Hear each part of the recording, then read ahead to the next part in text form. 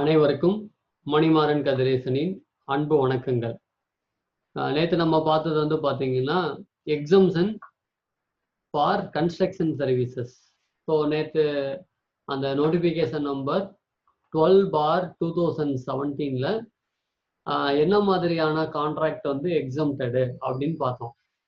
அதில் நம்ம என்ன பார்த்தோம்னா பியூர் லேபர் கான்ட்ராக்ட்ஸ் வந்து எக்ஸம்டட் அப்படின்னு பார்த்தோம். ஸோ பியூர் லேபர் கான்ட்ராக்ட்னா என்னன்னு பார்த்தோம். ஸோ இப்போ ஃபார் எக்ஸாம்பிள் கன்ஸ்ட்ரக்ஷன் இண்டஸ்ட்ரியா இருக்கு. ஸோ கன்ஸ்ட்ரக்ஷன் இண்டஸ்ட்ரியில வந்து பியூர் லேபர் கான்ட்ராக்ட் எக்ஸம்ஷன் பார்த்தோம். At the same time real estate செக்டார்லையும் இந்த எக்ஸம்ஷன் இருக்கு. அதுக்கும் சேம் நோட்டிபிகேஷன் நம்பர் 12/2017 ஒரு 3 வகையான சர்வீசஸ் வந்து என்ன பண்றாங்கன்னா எக்ஸம் பண்றாங்க. அது அண்டர் ரியல் எஸ்டேட் சர்வீசஸ்ங்கிற கான்செப்ட்ல வருது. ஸோ அதை பத்தி இப்போ நம்ம பார்க்கலாம்.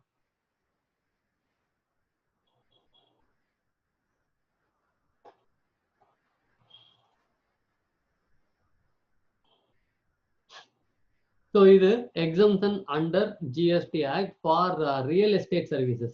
So notification number 12/2017. Already same நம்ம சொன்ன நோட்டிபிகேஷன் தான். அதுல சீரியல் நம்பர் 10 and 11 நம்ம பார்த்தோம். இங்க வந்து வேற சீரியல் நம்பர் படி எஸ்டேட், அதாவது 9972 HSN கோடு வந்து 9972, அதாவது HSN சர்வீசஸ் எதுக்காக அப்படின்னு பார்த்தீங்கன்னா ரியல் எஸ்டேட் சர்வீசஸ்க்கான ஏசிஐசின்னு சொல்லணும். So service access code. So first services அப்படின்னு பார்த்தீங்கன்னா இதுதான். ரியல் எஸ்டேட் சர்வீசஸ்ல services by way of renting of residential dwelling for use of residence.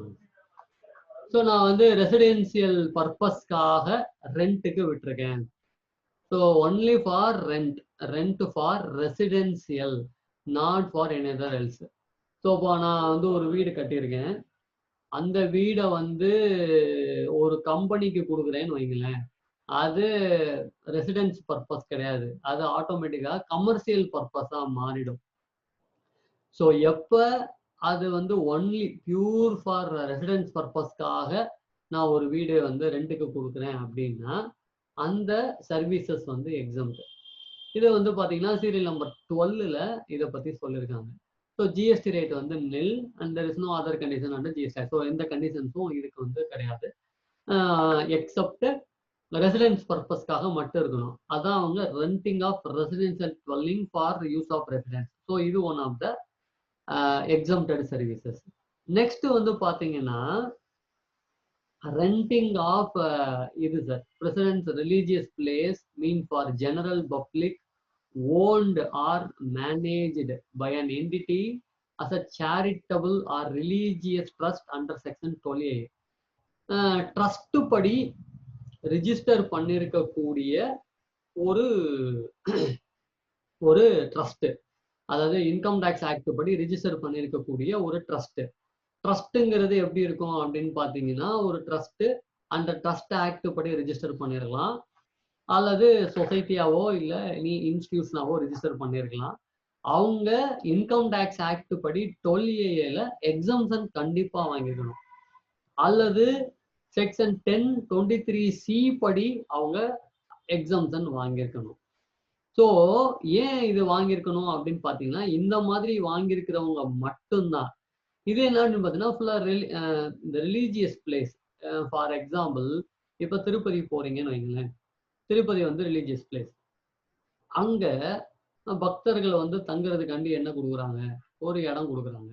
அங்க வந்து ஒரு திருப்பதியில பாத்தீங்கன்னா மேக்ஸிமம் வந்து ஃப்ரீயா இருக்கு. பட் சம் பிளேசஸ் ஒரு ஸ்மால் அமௌண்ட் வந்து என்ன பண்ணுவாங்கன்னா கலெக்ட் பண்ணுவாங்க. இப்போ நீங்க வந்து பாத்தீங்கன்னா ரெண்டல் டெபாசிட்ஸ்னு ஒன்று கலெக்ட் பண்ணுவாங்க, அது ஒன்லி ஃபார் லாக்கர். இப்போ நீங்க ரூம்க்குலாம் போனீங்கன்னா என்ன பண்ணுவாங்கன்னா அமௌண்ட் வந்து கலெக்ட் பண்ணுவாங்க. அந்த அமௌண்ட் வந்து பார்த்தீங்கன்னா ஒரு 500 rupees 600 rupees ரொம்ப என்ன சொல்றது ரொம்ப ரீசனபிள் அமௌண்ட்டாக இருக்கும். ஸோ அந்த மாதிரியான சர்வீசஸ் வந்து யார் ப்ரொவைட் பண்ணுறா அப்படின்னு பார்த்தீங்கன்னா அந்த ரிலீஜியஸ் பிளேஸ், அந்த ரிலீஜியஸ் ட்ரஸ்ட். ஸோ அந்த ட்ரஸ்ட் என்ன அண்டர் தி ஆக்ட் படி ரிஜிஸ்டர் பண்ணிருந்தா 12A படி இன்கம் டேக்ஸ் ஆக்ட் படி ரிஜிஸ்டர் பண்ணிருக்கோம். அவங்களுக்கு என்ன கிடையாது அப்படின்னு பார்த்தீங்கன்னா ஜிஎஸ்டி கிடையாது. ஓகே, இதுக்கு ஏதாவது கண்டிஷன் இருக்கா அப்படின்னு பார்த்தீங்கன்னா இருக்கு. Exemption shall not apply. எப்பெல்லாம் வந்து எக்ஸம்ஷன் வராது அப்படின்னு பாத்தீங்கன்னா ரூம் வந்து 1000 ரூபீஸ்க்கு 1000 ரூபீஸோ அல்லது அதுக்கு மேலேயோ பெர் டே கலெக்ட் பண்ணாங்கன்னா வராது. So renting of rooms 1000 rupees or more then that per day. So ரூமுக்கு வந்து 1000 ரூபீஸ்க்கு மேலே வாங்கினா வராது. அதே மாதிரி கம்யூனிட்டி ஹாலோ இல்லை கல்யாண மண்டபம் அல்லது ஓப்பன் ஏரியா இது வந்து 10,000க்கு மேலே பெர் டே வாங்கினா எக்ஸம்ஷன் கிளைம் பண்ண முடியாது. அது என்ன ஓப்பன் ஏரியா அப்படின்னு பார்த்தீங்கன்னா, இப்போ ஃபார் எக்ஸாம்பிள் வந்து சுருக்கமாக என்ன சொல்லலாம், வடலூர் போங்களேன். ஸோ வடலூர்ல வந்து தைப்பூசம் நடக்கும்போது என்ன பண்ணுவாங்கன்னா, அங்கே இருக்கிற ஓப்பன் பிளேசஸ் எல்லாத்தையும் வந்து ரெண்டுக்கு விட்டுருப்பாங்க. ஈவன் கேரளாலலாம் பார்த்தீங்கன்னா, நீங்கள் அந்த திருவிழாக்கெல்லாம் பார்த்தீங்கன்னா என்ன பண்ணுவாங்கன்னா, அந்த ஓப்பன் பிளேசஸ் வந்து ரெண்டுக்கு விடுவாங்க. அவங்க என்ன பண்ணுவாங்க, அங்கே கடை போடுவாங்க நிறைய பேர். ஷாப்பிங் மால் சின்ன சின்ன சின்ன சின்ன பெட்டி கடை மாதிரி போடுவாங்க. ஸோ அதுக்கு என்ன பண்ணுவாங்கன்னா, தே சுட் பே. ஈவன் நிறைய கோவில்ல வந்து இருக்கு. நான் பார்த்த கோவில்ல நான் சொல்றேன். ஸோ அந்த மாதிரி பிளேசஸ் தான் ஓப்பன் ஏரியா. அதுக்குமே வந்து பெர் டே 10,000க்கு மேல அவங்க கலெக்ட் பண்ணாங்கன்னா கண்டிப்பா என்ன கிடையாது, எக்ஸம்ஷன் கிடையாது. தே சுட் பே.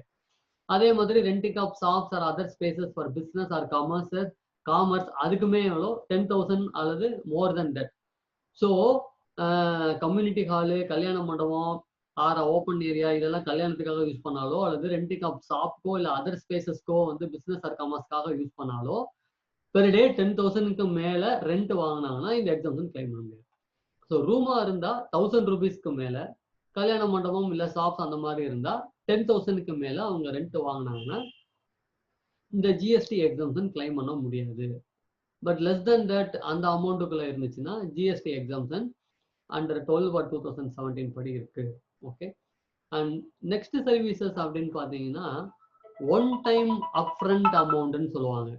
இந்த ஒன் டைம் அப்ஃப்ரண்ட் அமௌண்ட்னா இந்த நம்ம லீஸுக்கு ஒரு தான் சொல்லுவாங்க. அதாவது premium, salami, cost, development charges or anything else. So இது என்ன அப்படின்னு பார்த்தீங்கன்னா ஒரு லாங் டேர்ம் லீஸ்க்கு வந்து விடுவாங்க. Long term lease. இந்த சிட்கோலாம் போனீங்கன்னா கொடுப்பாங்க. அதான் state government industrial development corporation. So SIDCO அவங்க என்ன பண்ணுவாங்கன்னா ஒரு பிளேசஸ் வந்து 30 இயர்ஸ்க்கு லீஸ் கொடுத்துருவாங்க.